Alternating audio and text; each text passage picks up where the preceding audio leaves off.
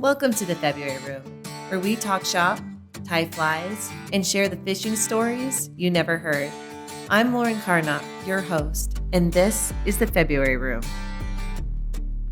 Presented by CD Fishing USA. Innovative construction equals exceptional performance. Visit cd-fishing.us and follow us on Instagram, YouTube, and Facebook. And remember to go fishing.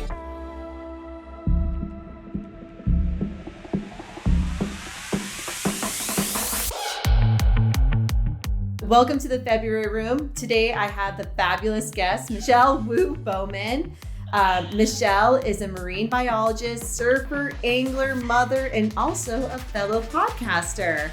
Thanks for joining us, Michelle. Thanks for having me. It's so exciting to be here. That was by far probably the longest title I've given to introducing someone on the show. You are a very busy woman. I have a lot of balls in the air that I'm juggling for sure. For sure. I mean, between work and family and, actually, I probably have more going on in my extracurricular life, I think, especially right now, than I do in my work life. My work life has sort of come to a little bit of a screaming halt because, I'm juggling family and, podcasting. Your podcast is SoCal podcast. Right. SoCal Fishing Podcast on the Barbless Network. And it's actually relatively new. We're on, episode 13 or 14. And we cover, the sort of Southern California region, some of the Eastern Sierras, and talk about just whatever issues are sort of going on, as well as, angling tips. Of course, we cover a lot of saltwater fly fishing because my husband, Conway, that's sort of our thing, is saltwater fly fishing. Right, because I guess I should also note that you are in San Diego. Right.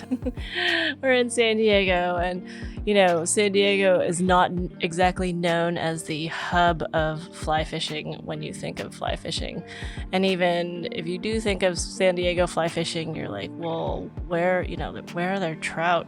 There's no trout, creeks or streams or rivers. There's some stocked reservoirs. But that's why we end up fishing mostly saltwater. And a little bit of background, your husband is Conway Bowman, and both of you have, he's a big pioneer in the mako shark fly fishing. Yeah, so Conway, he grew up here in San Diego, and his father was an English teacher, and in the summer times they would go off to Idaho and go fly fishing. Just he and his dad. I think his sisters would tag along for maybe part of that, but for the majority of it was just he and his dad off fly fishing. But of course, when they came back to San Diego, that's not Idaho fly fishing. So at one point he tried to figure out, what can I do while I'm here?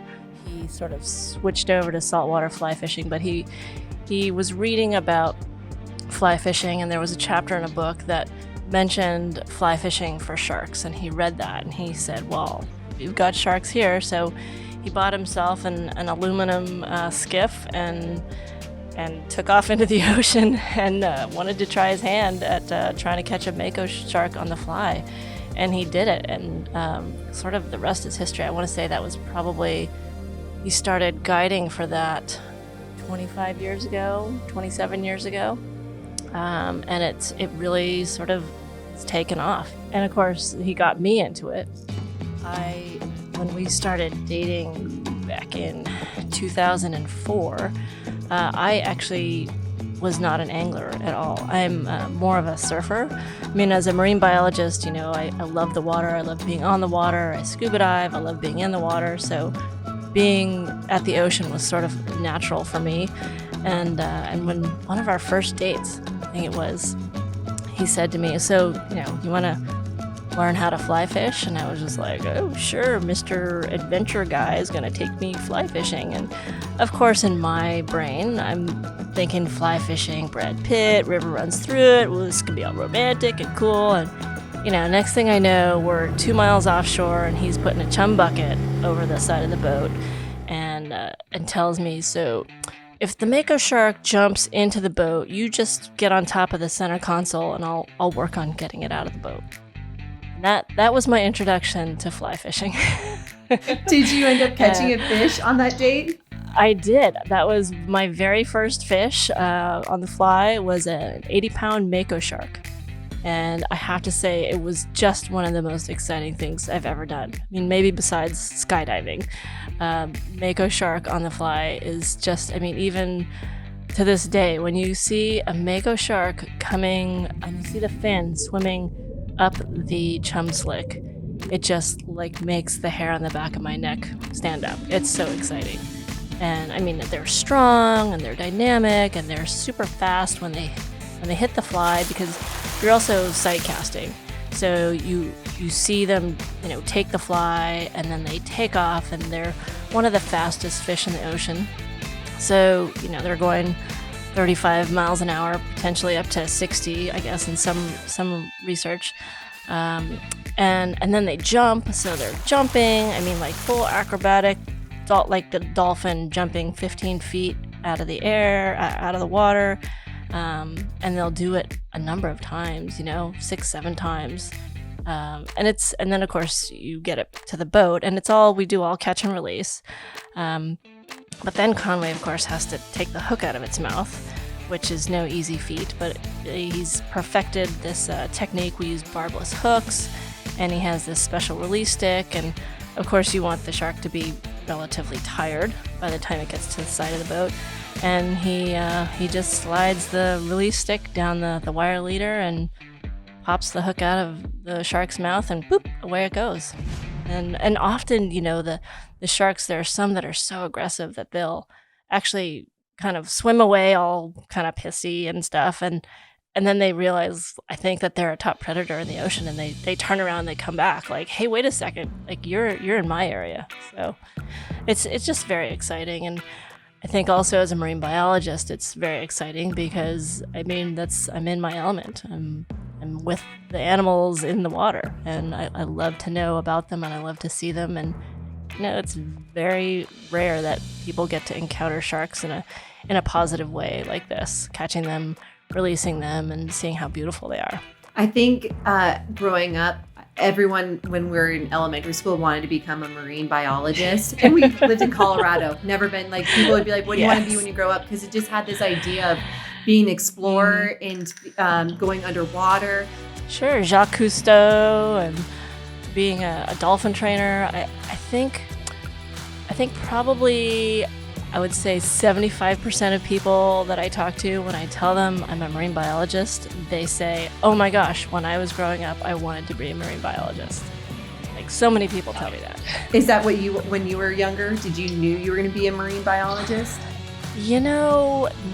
I think way back, I remember I told people I wanted to be a dentist because I love it when my teeth were loose, and I love like pulling my teeth out when they were loose, which is kind of weird. But and then I wanted to become a surgeon. So my father and my grandfather were both thoracic surgeons, and I just was sort of fascinated by the hospital, and I'd read all these textbooks that my dad had in his office, and he had pacemakers on his desk that I would play with. And so I was kind of a little geek. And when I got to college, so I guess the other side of that, the marine biology side, is my mom is from Hawaii. And so we spent a lot of time in the summers in Hawaii. And my aunt had an apartment right on the beach by Diamond Head on Oahu. And she had this teeny little reef that, now that I see it, I'm like, oh my gosh, it's like the size of 2 parking spaces maybe. And it's kind of half dead. There's not a whole lot on it because so many people have walked across it. But that was like my little haven. I would sit there for hours, just checking out all the little critters that were living on the reef. So I had this sort of dual interest. And when I got to college, I went to UC San Diego. And I came to San Diego because I had an idea that I wanted to be a marine biologist. But of course, UC San Diego also has a fantastic medical school and pre-med program. So I sort of was hoping that I'd figure it out, while I was in college. And so I was taking all these biology classes with all these pre-med students, and that was pretty rigorous to say the least. And then I decided that I really, as a physician and a surgeon, I didn't see my dad a whole lot when I was growing up because of his schedule as a surgeon. He was just not around much. And as a marine biologist, of course, I would always be by the ocean, and potentially I could have a family and see them much more often than if I was a doctor. As a doctor, I'd make a lot more money. As a marine biologist, I would make almost no money. But I decided at some point I wanted to have a family and I wanted to be there for my kids. So I became a marine biologist, and I really have not regretted it at all, not one bit, because I love being by the ocean, I love my work, and of course I have my family. I have 2 boys who are now, almost 10 and 5 in a couple weeks, and and it's been wonderful. And I've actually worked for a medical device company recently as well, and so I kind of have dabbled back in the medical world, which was very exciting. But I returned to marine biology and education, outreach and education, which is sort of what my specialty is. I mean, I know you're a marine biologist, a surfer, and you guys do the mako shark on the fly. Does the ocean ever terrify you? For me, it just seems a big body of water, and sometimes you don't know what's below you. It terrifies me. Right. Well, it's funny because, as someone who does environmental education, that's one thing that just excites me so much, actually. I mean, the ocean, to me, is just like this vast place where, there's so much that we don't know and so much that I don't know.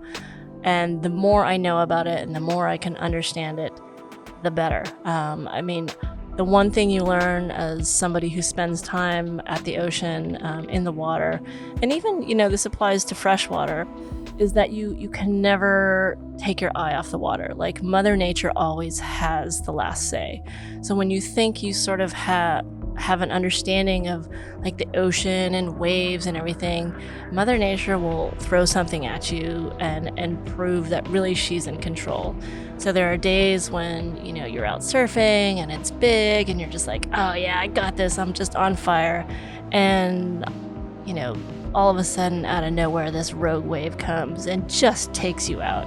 And it gets your heart going, and it's exciting, and it's very humbling, and it reminds you that, you might be on fire, but Mother Nature still is in control here, and when she wants to take you out, she will. Do you have a memory of Mother Nature's fury being on the boat while fishing? Well, okay, so not so much on the boat, but one of the things that I sort of specialize in, sort of in my world of fishing, is that I fly fish from my stand-up paddleboard, and I do that just right offshore. I can paddle out to, there's kelp beds that are, not even a quarter mile, maybe a quarter mile out, and I paddle out there, and I'll fly fish out there. And there was one time that I went out and I was by myself, which usually I try not to be by myself just for, safety reasons. But I was pretty far out past the kelp bed because I was kind of looking for a big fish. And all of a sudden this sea lion pops up. And I've seen, seals and sea lions before. It was no big deal. And usually they kind of stay their distance, a fair distance away, and kind of check me out, and then they swim away. Well, this particular sea lion kept circling around my board, and it got closer and closer to the point where it was actually poking at my board and almost seemed like it was gonna jump on my board, which, I mean, my board is big enough for me, but you throw another 150-pound sea lion on it and we're both going over. And at first I was kind of like, oh, this is, a little playful sea lion and he's playing with me. And then, as a marine biologist, I'm like, well, what if he's trying to get out of the water because there's something chasing him? that's even bigger, which of course would be like a great white shark. So that made me a little nervous, and I of course had to get him. I kind of was poking him with my paddle so that he would go away, and pretty much right after that, I paddled in because I was like, it just makes me a little nervous. Because even though most of the time my feet are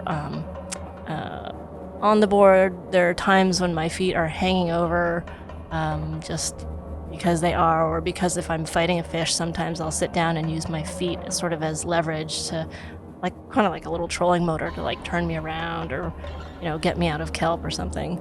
And, if there was something big with sharp teeth that was swimming around looking for a meal, and I definitely didn't want to be on the receiving end of that. So that definitely, sharks, are kind of always on our mind in our house because that's just what we do. But, makos they don't attack people, but, they're great. There are plenty of great whites around. And of course, if there's a seal and a sea lion, that's, one of their favorite meals for an adult great white is sea lion. So I just had this image of Jaws, right? Isn't that the perfect where it's always that shot where someone's on their surfboard and you can see the point of views from the ocean and they're like coming up. So my heart was just that image of seeing that. I'm like, my heart is already beating very, very fast. Well, that was sort of my image as well, which is why I was like, I think it's time to go in. I feel that you being a marine biologist, you must have a great skill when it comes to fishing because you know about the environment, Is that true? Well, I have a lot of interest and I have a lot of knowledge, but that doesn't mean that the fish want to bite. I mean, it's you still have to catch the fish. I mean, I guess in terms of knowing, being aware of sort of tidal cycles and how animals react to different environmental circumstances, whether it's waves and currents and tides and moon phases, that kind of thing. I think that definitely helps, but still there are people who are not marine biologists who have much better fishing mojo than I do. I mean, it maybe is even more frustrating because I know where the fish technically should be and what they should be eating. Like, why aren't they doing this? I'm doing everything right. So it kind of, I guess, could work in my favor, but also frustrate the heck out of me. Because there are some people, like I said, who are just super fishy. I have one friend who is not a marine biologist at all. And I mean, he can go out and catch fish just like hand over foot. It's unbelievable. And he will go out with like this tiny little rod just to kind of catch bait, and boom, he catches like a 20-pound yellowtail. And you're just like, what? Like, how did that happen? Like, he's not even trying. And here I'm trying so hard. And he just kind of laughs. It's like, oh, I don't know. It's just the way it is. But but I think for me as a marine biologist, it makes it that much more interesting because I'm always kind of trying to figure it out. Like it's almost like a treasure hunt. You're trying to figure out the story and trying to figure out where the fish might be. Why are they here as opposed to over here? Why are they here one day and the next day I'm in the exact same spot doing the exact same thing, but I'm not catching them, whereas the day before I was, which, every fisherman, that's like their big question. It's like, why they were here yesterday, but now they're gone. Where are they? So that makes it, I guess, kind of an adventure for me because not only do I ask the questions, but I kind of know how to figure out the answer. Do you have like great fishing story where you caught the fish of your dreams, or shark for that matter? Well, I mean, of course, the first fish, the first mako shark I caught, that was a dream. I mean, it wasn't even a dream come true because I don't think I'd ever even dreamt of catching a mako shark on a fly rod. I mean, you couldn't even have suggested that to me 30 years ago that would be something that I would do, but that was awesome. But probably the most memorable fish that I've caught was when I was board fishing, and I often would go out before work with some of my buddies and fish. And it was probably like 6 o'clock in the morning, and we were down off La Jolla, which is an area that is got tons of kelp, and it's very prolific in terms of fishing. And we had gone out the day before, and I had hooked up on something that got away, basically. And I was just like, oh man, my line had broken. And so I came home from work that night, and I was just like, I gotta put, some heavier.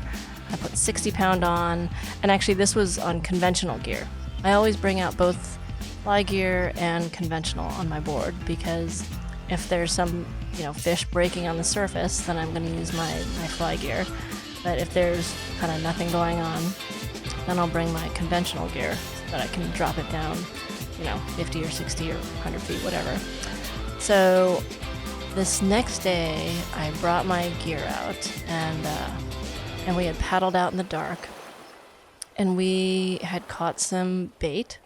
And so I had hooked my little mackerel on to my conventional gear, and I set that up on my board, and I was getting my fly fishing gear ready. I stripped out a whole bunch of line and everything, and I was getting ready to cast because there was more bait and stuff kind of plucking along the surface. And all of a sudden I hear my conventional rod click, click, click, click, click, click, click. And it starts to go, and I was just like, oh my gosh, okay, I'm onto something. And I reel up my line and my fly rod, and I put that away, and I grab my conventional rod, and I set the hook, and I was just like, oh my gosh, what in the world is this? And this thing took off, and it was hilarious because my buddies were just like, where are you going? Because the fish was just pretty much taken me like out to sea, and I was just like, I don't know where I'm going. I'm going wherever this fish is taking me, because when you're on basically a big surfboard, a stand-up paddleboard, you really don't have much resistance against a pretty good sized fish. Not like in a boat, the fish has to drag the boat around. But on a board, you're going wherever it wants. So the fish is taken off, and we're headed towards the horizon. And I told my buddies, I was like, hey, can you guys kind of keep an eye on me? And if you, start to lose sight of me, or, if I get too far away, could you maybe get one of these boaters to follow me? And there's like a small wake behind my board as I'm just cruising around, and I'm trying to fight this fish and turn its head. And then it kind of slacked up a little bit, and I was like, oh, okay. So I'm reeling, and then the fish turned around and headed back into shore, or towards shore, but it had to basically hit the kelp bed first, which is what it was probably going for. And I knew that that's what it was going for, because when a fish is hanging out in the kelp bed, that's its protection. So I knew that if this fish got into the kelp bed, then I was gonna lose it, because it would tangle up my line and it would be done with. So I just was reeling with all of my might, and just praying that I could get it to the surface before it got to the kelp bed. And it would probably took me 15 or 20 minutes, and I reeled this thing up, and my buddy paddled over to me, and he had his gaff on his board, and he got it to the surface and gaffed it, and it was a 40-pound white sea bass, which was definitely the biggest thing that I had ever caught on my board. And I was dumbfounded. Quite honestly, I couldn't believe that I had just caught it. It was so awesome, and the kayakers were paddling up, and all my couple buddies who I was board fishing with, they paddled up, and we're all hooting and hollering and taking pictures, and then I was kind of like, okay, I've got this thing, so now what do I do with it? Because I'm on my way to work, so because I would fish, basically stop off and fish before work, and then head from the beach to work, because it's on my way. And I was like, if I go home with this fish, I'm gonna be super late for work. So I had my phone with me, and so I took it out, and I called a buddy of mine who was like at 6:45 in the morning, like, what do you want? And I was like, hey, I knew he was an angler. He's an avid angler. I was like, can you bring your biggest cooler down to the beach right now for me? Because I've got this big white sea bass, and I need to take it to work. And he's just like, sure. So, 15 minutes later, I'm paddling in and landed on the beach, and he shows up with this big cooler. And it was one of the pretty good sized igloo fishing coolers, like offshore fishing coolers. And the fish wouldn't even fit in there. Its tail was sticking out, but that's all I had. So I threw the fish in there and headed to 7-Eleven and got a whole bunch of bags of ice and threw the ice on there, and then dragged the cooler and the fish to my office, which, luckily as a marine biologist, everyone thought it was actually really cool. I mean, I'm sure if I was a corporate lawyer or something, it might have not been so cool to drag a cooler with a fish tail sticking out of it into your office. But as a marine biologist, everybody thought it was pretty awesome. But yeah, that was awesome. I just sat there all day working and looking at this cooler sitting in my office with this huge fish tail sticking out of it. Did you guys end up eating it? Oh, yeah. So normally I do catch and release probably on 99% of the things that I've caught. But this was a very special fish. So a buddy of mine actually came and filleted it. He's a really good fisherman, angler, and so he filleted it up for me, and we had a big old barbecue and made some ceviche, and it was awesome. I love, we're very much a catch and release family too, but when we do decide to keep a fish, there is something pretty cool about going home after a day of fishing and eating fresh fish. Do you guys have on your list, is there a particular place you guys are looking at as a family to go fishing? Yeah, we actually would really like to go down to Mexico, down to the tip of Baja. There's a place we go to, Rancho Leonero, that's super family friendly, and they not only have some great surf fishing available, but they have pongas that you can take out and go catch mahi-mahi and rooster fish, and it's someplace that would be easy to take the kids, and they would have a great time, I think. And they have board fishing too, so they have boards down there, I think, that you can take out and board fish. And then, there happens to be swell, we might have a surfboard that we bring with us, because there's also great surf spots right around there. So it's kind of like our little perfect spot. We used to go there, of course, before we had kids, and we haven't been down there since we had kids, which I'm not sure why. I mean, I think it's just because we've been too busy, but really that's kind of a lame excuse, because, you gotta take the kids and go do stuff like that. Well, that seems to be the job of every outdoor mom, is trying to get everyone to enjoy the outdoors, and you are doing a rock star job on that. Well, thank you so much for sitting with me today, Michelle, and sharing your stories. And I know on our bucket list is to come to San Diego and try the mako shark on the fly. That would be awesome. Yeah, and we live close to the beach, of course, so, taking your little ones to the beach, and Legoland is right nearby, would be awesome. And I look forward to chatting with you soon and seeing you hopefully in the near future. Pleasure is mine. Thank you very much. Mako flies are out of our wheelhouse, but if you find yourself on the Pacific, check out how to tie a striped bass fly on our blog at cedfishing.us.